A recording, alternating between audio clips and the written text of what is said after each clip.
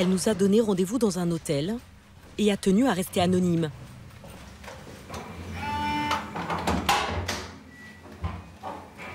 Nous l'appellerons Dalia. Elle a 21 ans. Julien, son petit ami, a été tué de 18 coups de couteau sous ses yeux. C'était l'homme parfait. Très souriant, très aimable. Toujours attentionné. On voulait se marier, avoir des enfants. Personne ne pourra le remplacer. Personne. Parce qu'on ne peut pas enlever une personne comme ça sans parler, sans vouloir le connaître, sans même pas un bonjour en fait.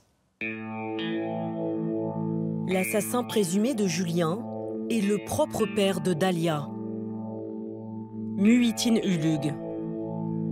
Il s'opposait à la liaison entre les deux jeunes gens.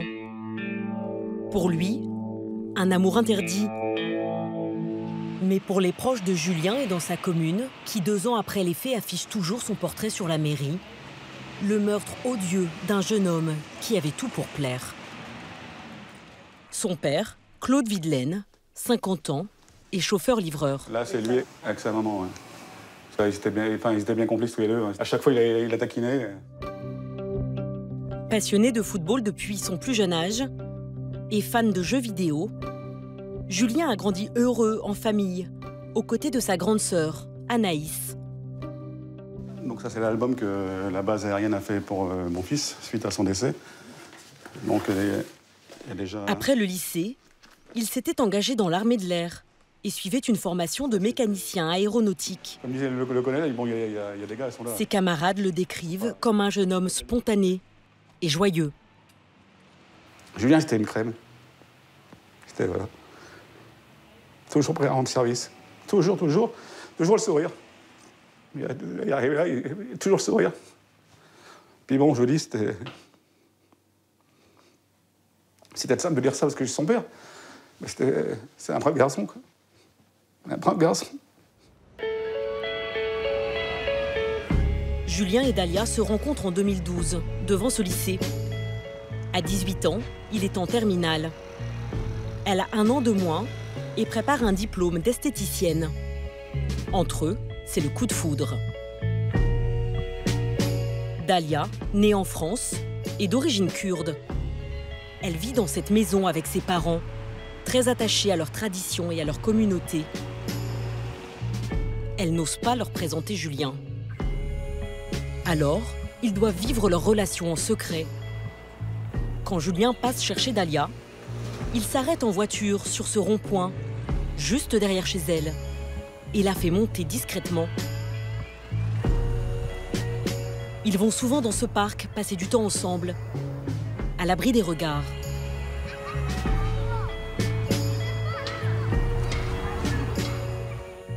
Hakim est un ami d'enfance du jeune homme.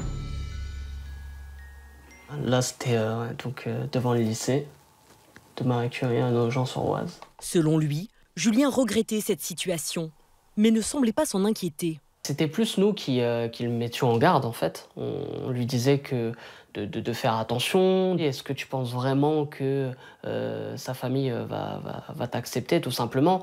Et nous, il nous disait que, bon, à un moment donné, si, pour elle, donc il était l'homme de sa vie, et à un moment donné, la famille n'aura plus le choix, tout simplement. Seulement, les mois passent et rien ne change. Dalia doit mentir à ses parents à chaque fois qu'elle sort. Comme ce jour-là, dans un parc d'attractions. Pour sortir, c'est des missions. Pour textoter, c'est des missions. Sur le téléphone, on change de nom. Comment il s'appelait, Julien, sur votre téléphone? Moi, j'avais mis juste un cœur. Dalia interroge sa famille. Et si elle épousait un garçon en dehors de la communauté kurde? La réponse est claire, pas question. Dans ma famille, il n'y a jamais eu de mélange. Et limite, en fait, ils nous disent faut que ça soit un Kurde, limite du même village. Ils sont pas ouverts aux autres. Et je comprends pas, en fait, pourquoi ils sont venus en France sachant qu'ils savent très bien qu'en France, il n'y a pas que des Kurdes. Moi, je ne comprends pas, en fait. Dalia finit par se faire dénoncer. Une camarade de classe informe ses parents qu'elle sort avec Julien.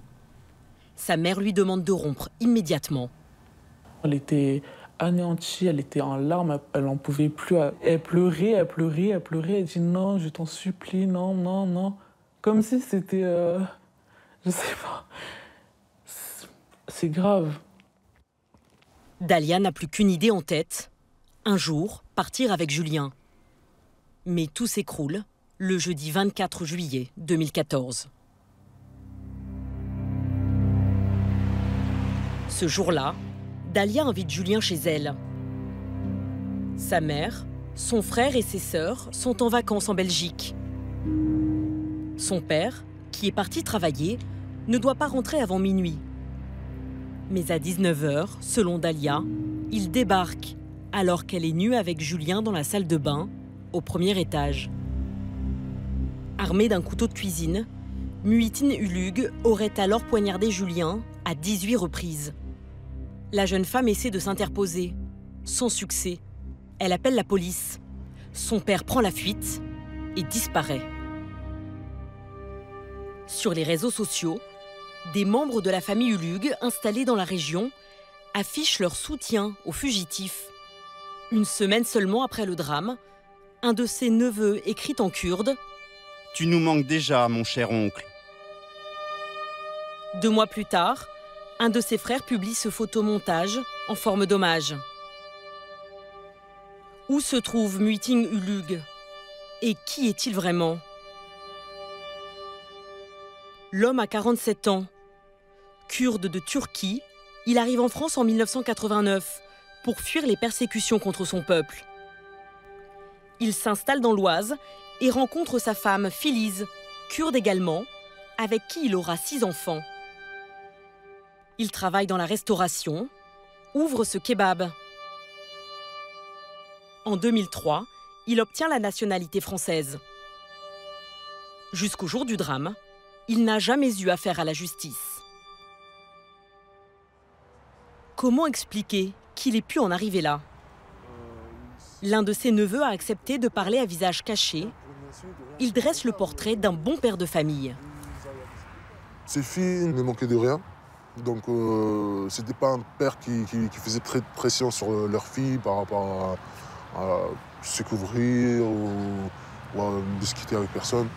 Elles passaient leur permis, des bonnes études, ainsi de suite. Donc, il faisait tout pour ses filles. Pour lui, la responsabilité du meurtre incomberait à Dalia. Elle n'aurait pas respecté les règles de la famille. Un point de vue plus que troublant. Elle était inquiète pour présenter Julien, mais elle n'était pas inquiète pour faire la connerie. En plus, chez elle. Elle sait très bien que son père allait venir prendre des nouvelles d'elle, de l'appeler. Donc pour moi, c'est elle la cause. C'est pas mon oncle. Il faut se mettre à sa place. Vous n'avez pas de nouvelles de votre fille pendant toute la journée.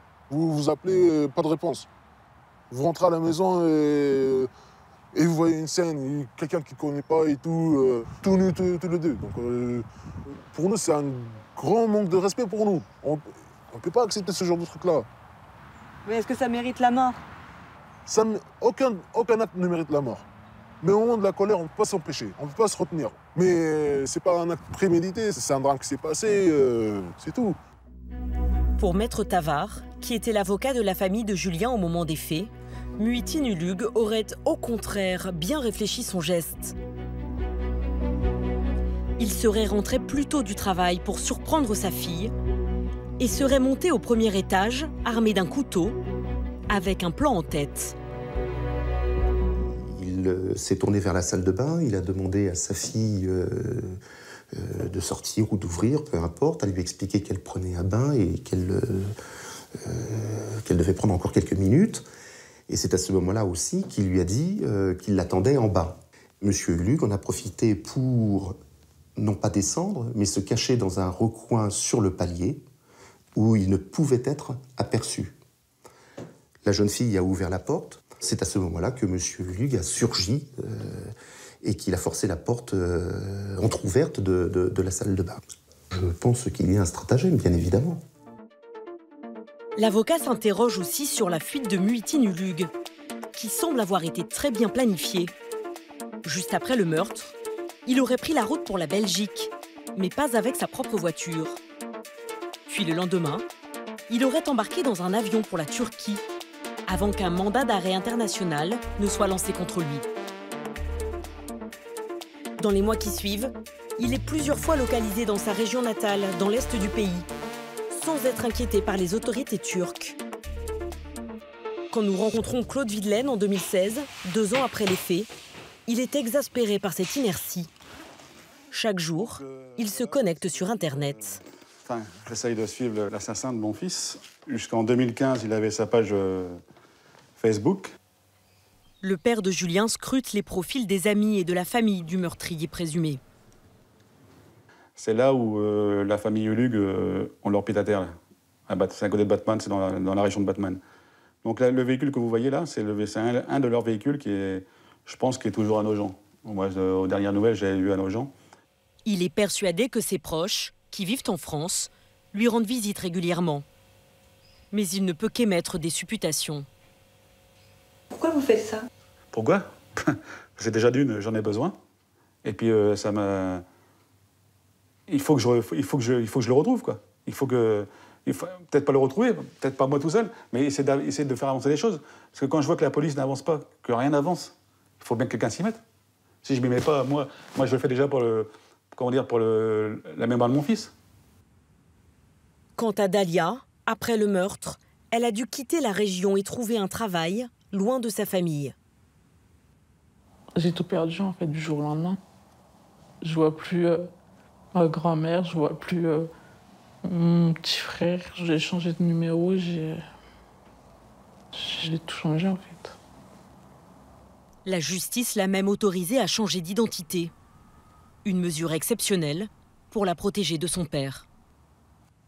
Avant de partir, il m'a menacé. Qu'est-ce qu'il a dit?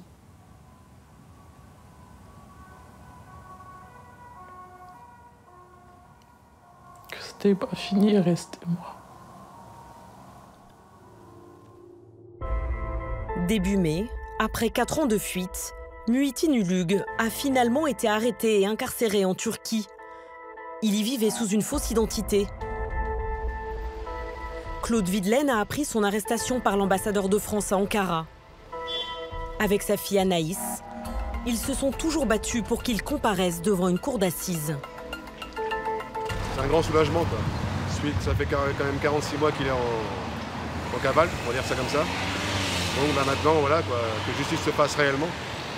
Maintenant, et je vous dis, il reste plus qu'à attendre son retour en France, quoi, et son jugement en France. En espérant qu'il y ait la peine maximale. Aujourd'hui, ils ont rendez-vous à l'Élysée avec la conseillère justice du président de la République. On leur confirmera qu'une procédure d'extradition est en cours.